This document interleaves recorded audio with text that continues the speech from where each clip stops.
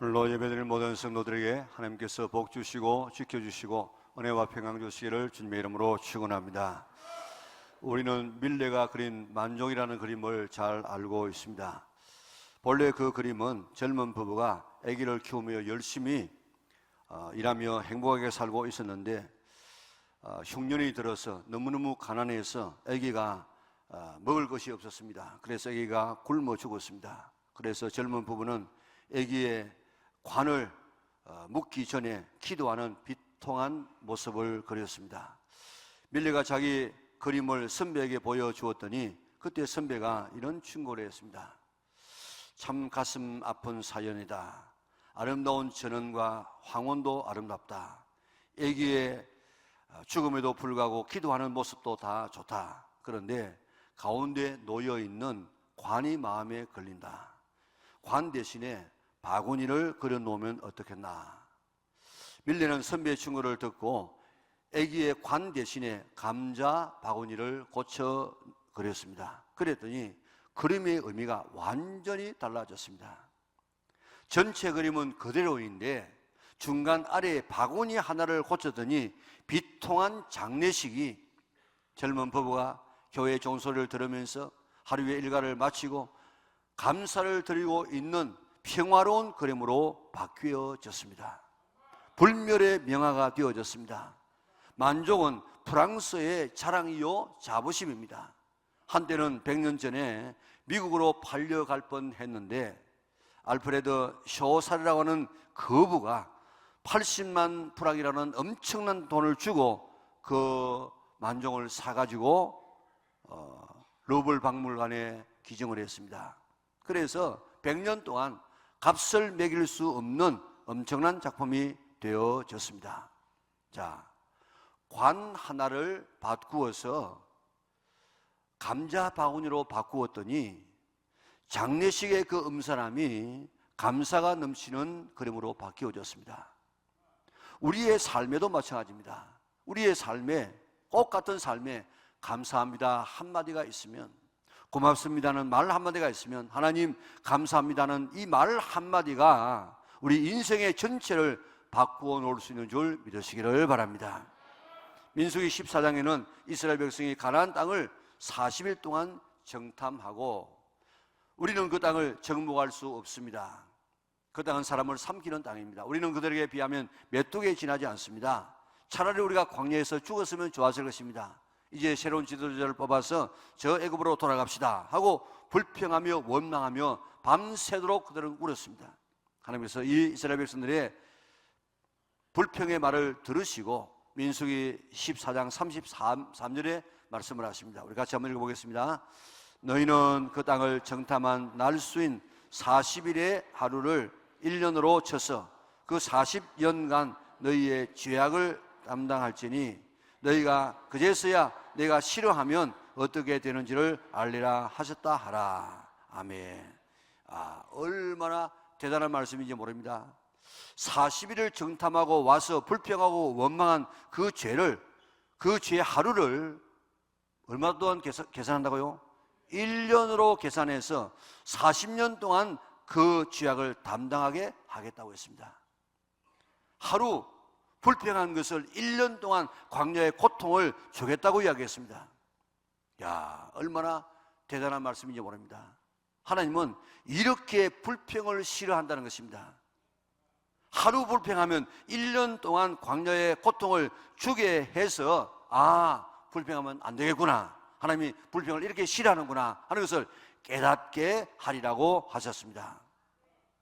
하루 불평해서 1년 동안 고통 속에 살겠습니까? 하루 감사해서 1년 동안 행복하며 살겠습니까?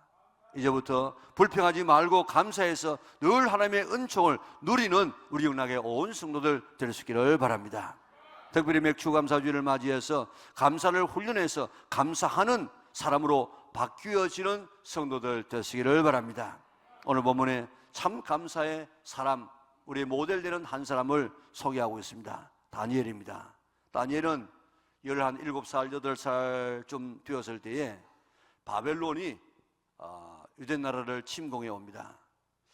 세 차례 침공해서 나라가 망하고 이제 바벨론에 다 끌려가는데 1차 침공 때에 다니엘은 포로가 되어집니다.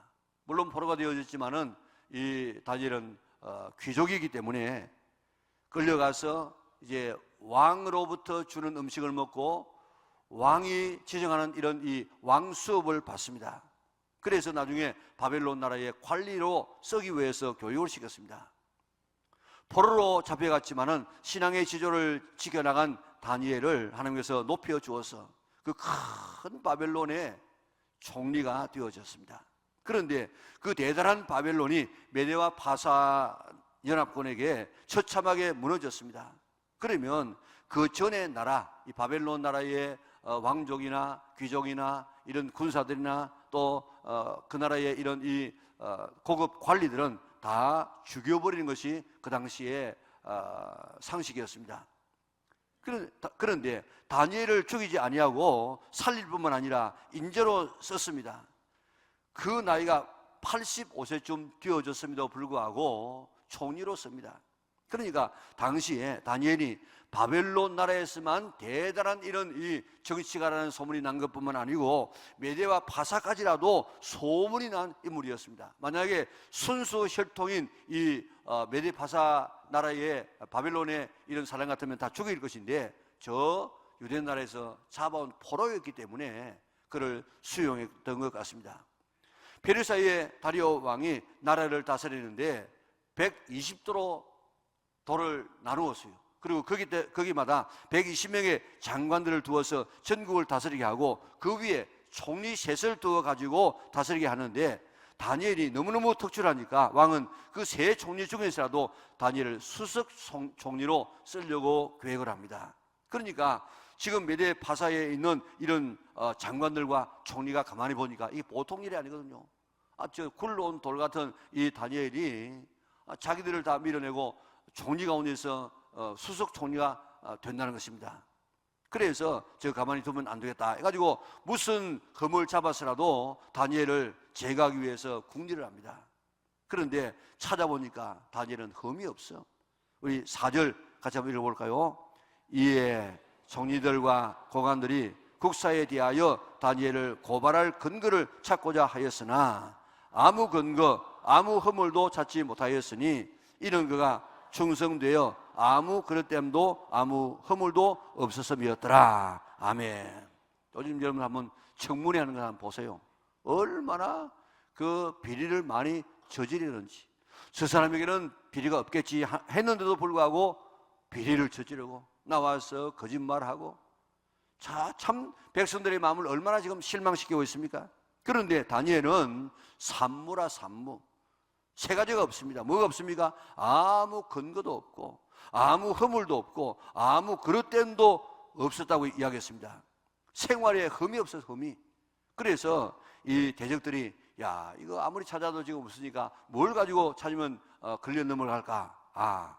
종교적인 신앙으로 한번 그래야 되겠다. 왜냐하면 다니엘이 늘 예루살렘을 향해서 창문을 열고 하루 3번씩 기도하는 모습을 바라보고 저거 됐다. 저거 우리가 걸자. 그래서 왕에게 갔습니다. 왕이여, 우리 지금 이 메대와 바산 나라가 저 바빌론을 정복한 지가 얼마 안 되는데 국론이 빨리 통일돼야 됩니다. 왕으로 집중돼야 됩니다. 그러니까 그렇게 하려고 하면 왕 외에 어떤 사람에게나 어떤 신에게 기도하거나 예배하는 이런 사람이 있으면 그를 잡아다가 30일 동안 그 기간 동안에 그런 일을 하면 저 사자골에 넣읍시다. 왕이 가만히 생각해 보니까 너무너무 좋은 아이디어입니다. 그래가지고 그래라 하고 자기 도장을 쳤어요. 오늘 우리가 읽었던 본문은 거기서 시작합니다. 자, 우리 10절 뭐라고 하는지 한번 읽어보겠습니다. 다니엘이 이 조서에 왕의 도장이 찍힌 것을 알고도 자기 집에 돌아가서는 윗방에 올라가 예루살렘으로 향하는 창문을 열고 전에 행하던 대로 하루 3번씩 무릎을 꿇고 기도하며 뭐라고요? 그의 하나님께 뭐예요? 감사하였더라. 그의 하나님 앞에 감사했더라. 자, 다니엘이 지금까지 섬겨오던 하나님께 감사를 했는데 여러분들 이게 지금 감사할 처지입니까? 지금 어떤 처지입니까? 잘못하면 사자굴에 던져 넣어서 사자의 밥이 됩니다. 뭐 종리는 고사하고 비참하게 죽습니다. 그의 가족은 어떻게 되겠습니까? 친구는 어떻게 되겠습니까? 이런 위기가 왔는데도 불구하고 그의 하나님께 뭐 했다고요? 감사하였더라. 이것은 그의 의지적인 감사입니다. 이는 감정적이고 적극적인 감사가 아니고 내가 이런 가운데서라도 하나님께 감사해야지. 의지적인 감사요. 다시 말하면 지금까지 훈련되어 온 감사였습니다. 성경에는 사랑하라 하는 명령이 많이 나오지 않습니까? 성경에서 말하는 사랑은 아가페적인 사랑입니다. 이 사랑은 의지적인 사랑입니다. 내가 노력하는 사랑입니다. 시돌계적인 사랑이 있는데 이는 혈련적인 사랑이에요. 부모와 자식 간의 사랑은 부모가 자식을 사랑해서 막 노력해가지고 자식 사랑하려고 막 애쓰는 그런 부모 있습니까? 자연적으로 되어져요. 자식은 부모 사랑하는데 그것도 자연적으로 되어집니다. 이는 자연적인 본능적인 사랑입니다. 에로적인 사랑, 남녀의 사랑, 그저 연령이 차게 되어지면 남자가 여자가 만나면 사랑에 싹틉니다. 노력하지 않아도 저절로 되어집니다. 이 본능적입니다. 필레오의 사랑, 이는 친구 간의 우정입니다. 같은 나이에 같은 학교 다니고 같은 지역에 살게 되어지면 그저 친구가 되어집니다. 본능적으로 저절로 되어져요. 그러나 아가페적인 사랑은 사랑할 수 없는 사람을 의도적으로 사랑하는 사랑입니다. 우리가 죄인 되었을 때, 우리가 경건하지 못했을 때, 우리가 하나님과 원수되었을 때, 우리가 저주 가운데 있을 때에 도저히 사랑할 근거가 없어요. 그런 우리를 하나님께서는 일방적으로 의도적으로 사랑하는 사랑이 아가페적인 사랑입니다. 용서할 수 없는 사람을 그리스도의 사랑 때문에 사랑하는 것이 우리 그리스도인의 사랑입니다. 이게 그리스도인의 사랑인데, 일반적인 사랑하는 것, 세상을 사랑하는 그런 사랑 누가 못해요? 그런데 성경에서 사랑하라는 이 말은 사랑할 수 없는 사람을 아가페적인 사랑으로, 의도적인 사랑으로, 노력하는 사랑으로 사랑할 수 없는 사람을 사랑하는 이것이 오늘 성경에서 말하는 성도가 해야 될 사랑인 줄 믿으시기를 바랍니다. 감사도 마찬가지입니다. 잘 될 때, 건강할 때, 성공할 때 누가 감사 못합니까? 이때는 모든 사람들이 다 감사합니다. 안 믿는 사람들도 우리보다 더 감사 잘할 수 있습니다. 그런데 성경에서는 범사에 감사하라, 이거는 아무나 못해요. 사람이 어떻게 범사에 감사할 수 있습니까? 잘 될 때, 감사할 때, 성공할 때 이때는 우리가 감사할 수 있지만은 오늘 다니엘처럼 사자굴에 들어가야 되는, 찢겨 죽어야 되는 이런 때에 우리가 어떻게 감사할 수 있겠습니까? 그런데 이 다니엘은 그런데도 감사했더라. 오늘 이런 가운데서라도 감사할 수 없음에도 불구하고, 감사할 수 없는데도 불구하고 감사하는 것이 그리스도인의 감사입니다. 감사할 수 없을 때도 감사하는 것이 참 하나님께서 기뻐하시는 신앙의 삶입니다. 지금 내가 감사할 수 없는 것들이 무엇인가 한번 찾아보세요. 우리의 건강에 있어서 나는 이것 때문에 감사할 것이 없어. 나는 우리의 경제적인 문제 때문에, 가정의 문제 때문에, 그리고 인간관계 때문에, 신앙의 문제 때문에 지금 내 삶에 있어서 늘 불평하고 의무하는 것, 감사할 수 없는 것, 그것 오늘 한번 찾아보시기 바랍니다. 그리고 그것 감사할 수 있기를 바랍니다. 그러면 오늘 우리가 읽었던 기본 시간에 뭐라고 얘기했습니까? 감사로 하나님 앞에 제사를 드리면 하나님을 영화롭게 하는데, 그런 사람은 하나님께서 기적으로 구원해서 하나님께서 영광을 주신다고 말씀하고 있습니다. 이것은 명령입니다. 명령. 하나님의 명령이기 때문에 나는 할 수 없어도 의지적으로 감사할 수 있기를 바랍니다. 신약성경에는 감사라는 이런 구절이 63구절 나와요. 그런데 그 가운데서 46구절이 바울이 쓴 말입니다. 그러니까 4분의 3을 바울이 썼어요. 여러분 보세요. 바울은 죽음의 위기를 얼마나 넘깁니까? 돌에 맞아 죽어서 버려지기도 하고, 파선에서, 태장에서 잠을 자지 못하고 가는 곳곳마다 이런 갖가지의 위험이 달았습니다. 저 가이사라 옥중에서 2년 동안 로마에서 1차 투옥, 2차 투옥, 그렇게 나중에 참수되어서 죽는데, 이런 이 위기 가운데 있는 그가 항상 이야기하기를 감사하라, 범사에 감사하라, 내가, 다시 말하니, 기뻐하면서 감사하라, 계속해서 감사라고 했던 이유는, 그가 감사를 그런 의지적으로 감사, 의지적으로. 그리고 훈련된 감사를 하는데 이런 감사를 본받는 성도들 될 수 있기를 바랍니다. 우리가 설교회에 부를 찬송 541장은 손양은 목사님이 지으신 찬송입니다. 꽃이 피는 봄날에만 주의 사랑 있음인가? 열매 맺는 가을에만 주의 은혜 있음인가? 땀을 쏟는 여름에도 주의 사랑 여전하며 추운 겨울 추릴 때도 주의 위로 변함없네. 솔로몬의 부귀보다 욥의 고난 더 귀하고 솔로몬의 지혜보다 욥의 인내 아름답다. 이 세상의 부귀 영화 마귀 유혹 손짓 하나 고생 중에 인내하면 최후 승리 이루리라. 얼마나 참 역경 가운데서 감사한 이 손 목사님의 신앙이 들어있는 찬송입니까? 꽃이 피는 봄날, 열매 맺는 가을에만 주의 은혜 생각하고 감사할 것이 아니고 땀 흘리는 여름, 추운 겨울 줄일 때도 주의 은혜 변함없기 때문에 늘 감사해야 된다 하는 것이 그의 신앙이고, 실제로 그는 그 겨울 줄일 때 이 차가운 이 겨울 같은 삶이 그의 삶에 다가왔을 때 그런 그대로 그는 감사했습니다. 서 목사님의 아들 동인이와 동신이가 고등학교 다닐 때에 여순 반란 사건이 일어났습니다. 그때 공산당이었던 안재성이라는 이 친구가 그를 쏘아 죽입니다. 예수 믿으라고 복음 전한 것 때문에, 너 이러지 말라고 하는 복음 전한 것 때문에 총에 맞아서 죽는데, 그 형을 죽이려고 하니까 이 동생이 우리 형은 지금 장자기 때문에 죽이면 안 된다고, 죽이면 나를 죽이라고 하니까 그러면 둘 다 죽어라. 그래가지고 둘을 쏴 죽였습니다. 여순 반란 사건이 진압되어지고 안재성이가 잡혀서 사형 선고를 받았습니다. 이제 언제 죽을지 모릅니다.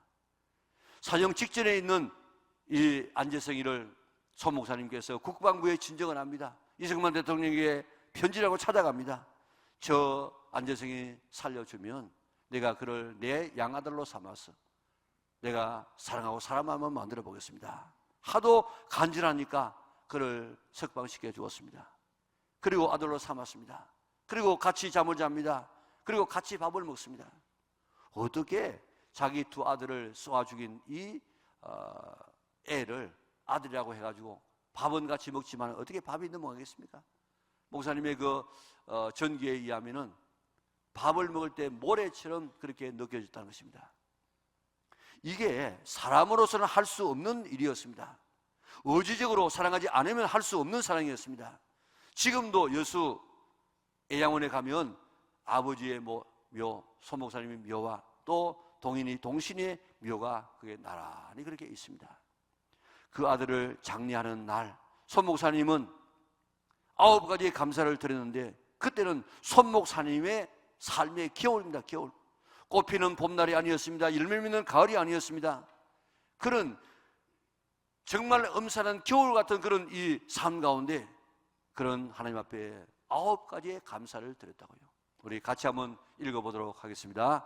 예, 나 같은 죄인의 혈통에서 순교의 자식들을 나게 하시니 감사합니다.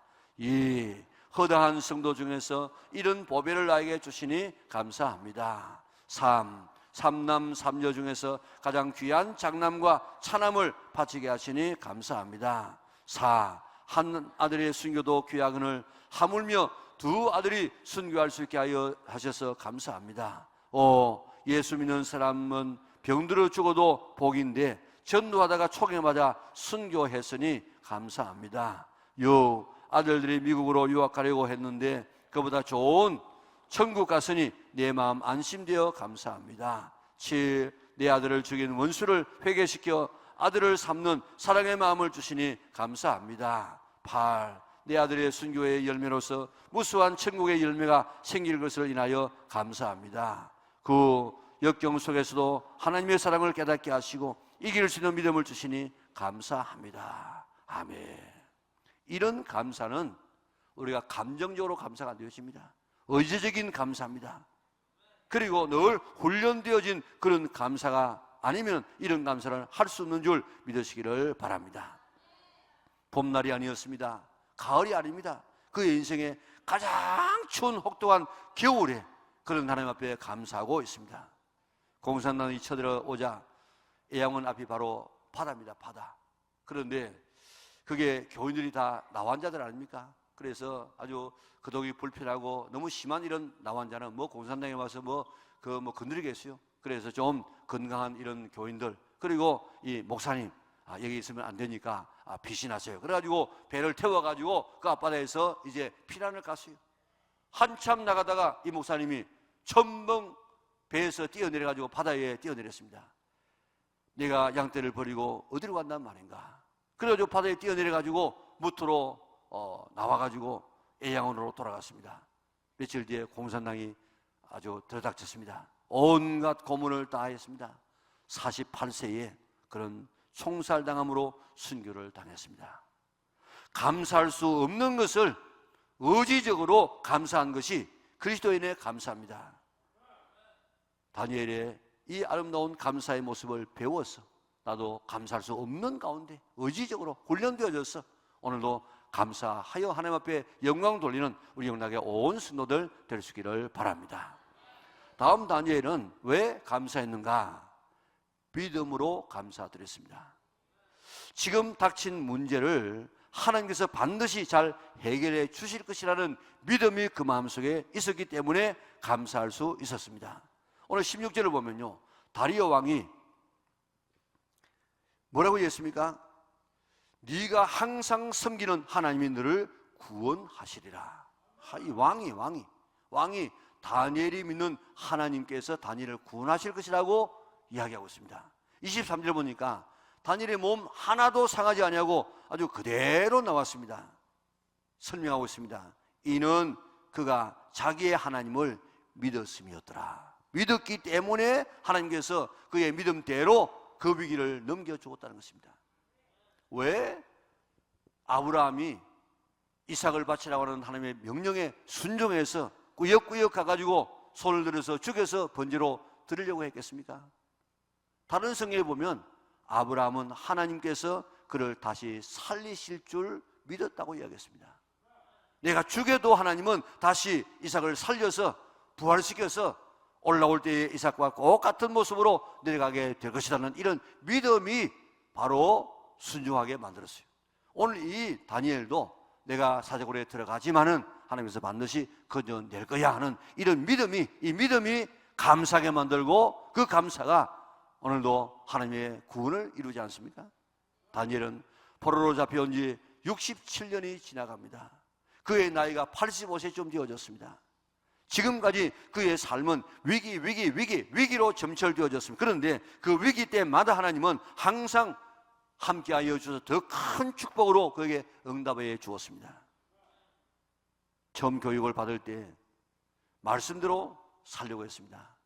왕이 주는 친미를 먹지 않으려고 했어요. 왕이 주는 이 음식을 안 먹으면 왕의 호의를 거절하는 격이 되어서 죽입니다.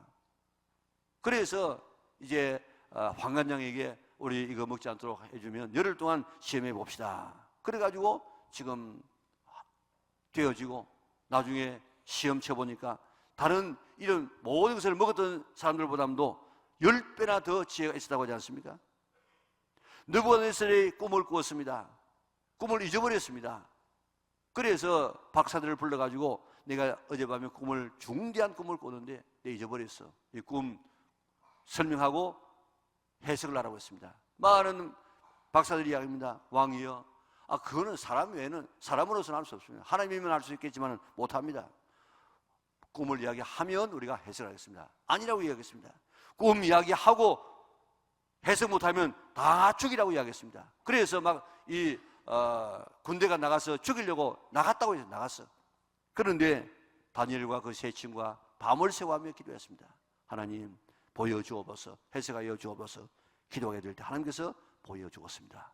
그것 때문에 나라의 총리가 되지 않습니까? 사드락 메삭 아벳느고가 금시장에 지나지 않는 것 때문에 풀모불에 들어갔지만은 하나님께서 지켜주셔서 살아나왔습니다. 이번에 내가 사자굴에 들어가도 하나님께서 반드시 문제를 통하여 해결해 주실 것이고 영광을 받으실 것이고 나는 거기서 살아서 나올 것이라는 이런 믿음이 있었기 때문에 그런 하나님 감사합니다 하고 감사할 수 있었습니다. 사드락과 메삭과 아벳노고가 그 믿음 때문에 불문불에 들어갔을지라도 예수님께서 그 풀물 가운데 같이 오셔서 불의 세력을 다 꺾어주고 살아나오게 하신 그 하나님께서 내가 사자굴에 들어가면 하나님께서도 나와 함께 하셔서 사자굴에 들어오셔서 사자의 입을 막으시고 오늘 나를 이 굴 가운데서 건져낼 것이라는 이런 믿음, 그런 믿음이 있었기 때문에 그런 하나님 앞에 감사할 수 있었습니다. 우리는 하나님의 자녀들입니다. 우리가 어려움을 당할 때에 우리를 버려두지 아니하십니다. 하나님께서는 항상 우리가 어려울 때에 우리와 함께 하시고 우리에게 최상의 것으로 주시는 이 하나님을 믿으시기를 바랍니다. 그렇기 때문에 어떤 위기가 와도, 오늘 이 다니엘 같은 이런 위기가 와도 하나님 감사합니다. 이거 잘 될 것입니다. 해결할 것입니다. 더 크게 영광 받을 것입니다. 그렇게 나가면 하나님께서 기적으로 역사하는 줄 믿으시기를 바랍니다. 고통의 현장에 우리가 있을 때 우리 혼자 있는 것이 아니고 하나님이 우리와 함께 하심을 믿으시기를 바랍니다. 어느 성도가 꿈을 꾸었다고 하지 않습니까? 저 모래밭을 주님과 함께 걸어가고 있는데 뒤를 돌아보니까 아주 주님의 발자국, 자기의 발자국이 두 개 나란히 이렇게 나 있는데 멀리 보니까 발자국 하나만 있습니다. 그때가 언젠가 생각해보니까 자기의 생애 속에 가장 힘들었던 때였어요. 그래서 주님께 항의했습니다. 주님, 저 때 내 생애 속에 가장 어려웠을 때인데 그때 주님 어디에 갔습니까? 주님께서 말씀합니다. 얘야, 그때는 네가 너무 어려워서 내가 너를 안고 갔어. 내가 너를 업고 갔어. 그런 네 발자국이 아니고 내 발자국이야. 성도가 회개했습니다. 하나님, 주님, 정말 그렇습니까? 내가 잘못했습니다.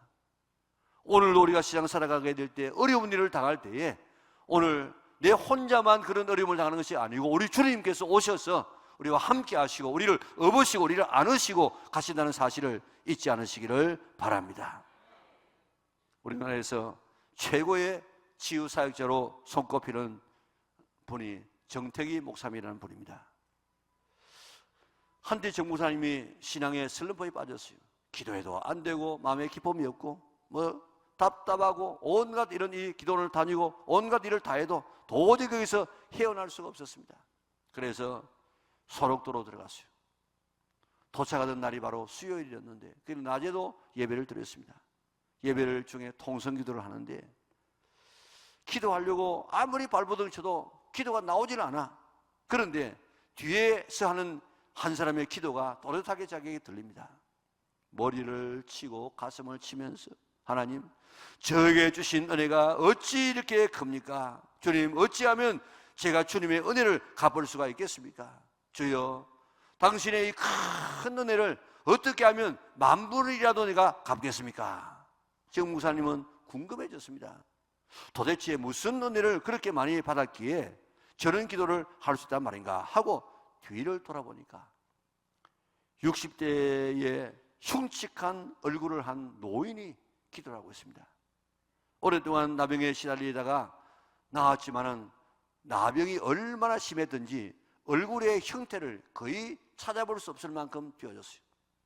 머리에는 머리카락 한 가락도 지금 없이 대머리가 되어졌습니다. 코는 다 떨어져 나가고 움푹 패여져 있습니다. 짓무르다가 못해서 위아래가 붙어버린 눈인데 사람 같지를 않았습니다. 그런데 그 눈으로 하염없이 눈물을 흘리면서 하나님 감사합니다. 손가락도 다 떨어져 나갔어. 이 바닥도 다 떨어져 나가고 손목만 남았는데 이 손목을 가지고 박수를 치면서 목이 터지라고 하나님 감사합니다 하고 기도하는 그 모습을 바라보고 정 목사님은 가슴에서 피처럼 붉은 통곡이 터져 나왔어. 오랫동안 그동안에 하지 못했던 그런 기도가 막 터져 나오기 시작했습니다.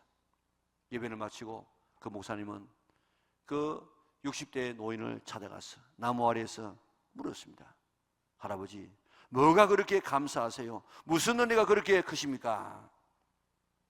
내가 문둥병에 걸리자 세상도 나를 버리고 피부치도 나를 다 버리고 친구도 다 나를 떠나버렸어. 그런데 이 소록도까지 나를 따라온 분이 계셨어. 그리고 내게 소망과 기쁨을 주었어. 정 목사님 물었습니다. 할머니가 따라오셨습니까? 노인이 아니야. 예수님이 따라오셨어. 여기에 정무사님은 충격을 받았습니다. 일주일 동안 그 노인과 함께 이야기를 나누면서 그의 믿음이 완전히 회복되어졌습니다. 그가 소록도를 떠나는 날 저 부도에 와서 미친 듯이 춤을 추었다는 것입니다. 소록도에는 8개의 교회가 있고 2개의 천주교회가 있습니다. 한 개의 불교의 사찰이 있지만은, 그러나 불교에 왔던 스님이 목탁들에다가 찬송이 나와가지고 그만 목사님이 되어버렸어요. 이런 곳이 바로 그런 곳입니다. 정말 이렇게 다 버림받고 와서 절망의 이 땅에 아기를 낳아도 그 아기를 정리시켜요.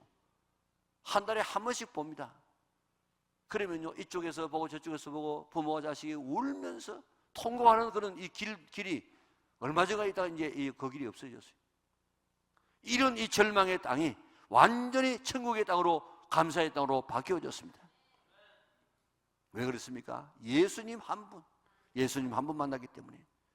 내가 위기를 당할 때에 예수님이 나에게 따라오셔가지고 나와 함께 하시면서 나를 구원하신다는 이 사실을 한순간도 잊지 않기를 바랍니다.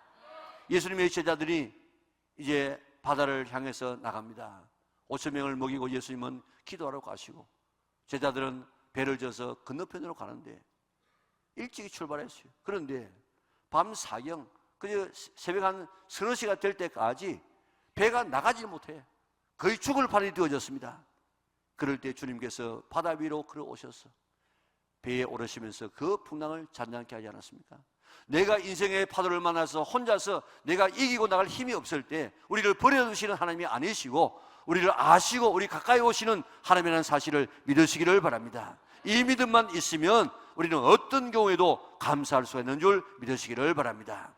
다니엘의 믿음대로 하나님은 사자굴에 같이 가셔서 사자의 입을 막아주시고, 불물 가운데도 같이 가셔서 그 불의 세력을 꺾어주시고 지켜주시고, 홍해의 막다른 골목에서라도 같이 가셔서 바다의 길을 열어주었습니다. 하나님의 자녀들에게 닥치는 위기는 내 혼자 당하는 위기가 아니라 하나님이 함께 한다는 이 사실을 확실히 믿으시기를 바랍니다. 하나님이 함께 하시면 위기는 기회가 되어지고 축복이 되어집니다.